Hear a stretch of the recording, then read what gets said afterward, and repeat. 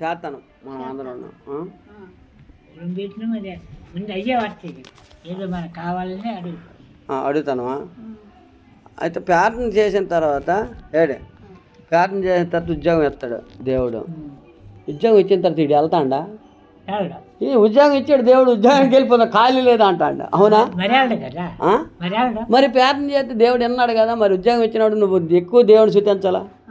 శుతించడం మానేసి నువ్వు నాకు ఉద్యోగం ఇచ్చాడు దేవుడు, నేను వారం రోజులు వెళ్ళిపోయి దశమ భాగం వేసేస్తాను, వేసి నేను మళ్ళీ ప్రార్థన మామూలు చేసేస్తాను అంటే కుదిరిద్దా?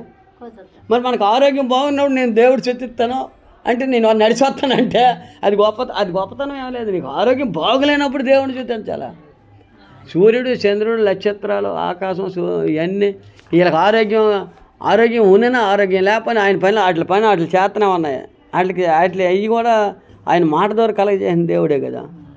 మరి వాటి మీద మనకు అన్నిటి మీద అధికారం ఇచ్చిన దేవుడు మనగా ఆయన వాటి మీద అధికారం కూడా ఇచ్చాడు అనమాట. సూర్య చంద్రుడు నీ కోసం సదుపాయాలని భూలోకంలో నీ కోసం చేశాడు.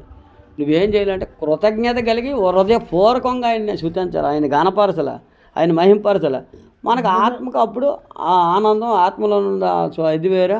మనకు ఒక నిరీక్షణ ఏంటంటే ఇక్కడ ఎలాగైపోయినా సరే మహాపట్నం ఉంది, దానికి మరణం లేదు, ఆ మరణం లేని లోకంలో మేము జీవిస్తాను అని మనస్ఫూర్తిగా ఎప్పుడైతే అటు విశ్వాసం కలిగి మీరు జీవిస్తారో అప్పుడు దేవుడు ఆ రాజ్యానికి మిమ్మల్ని, అప్పుడు వీళ్ళందరూ ఇప్పుడు మిమ్మల్ని ఎవరైతే ఆలోచన చేశారో మిమ్మల్ని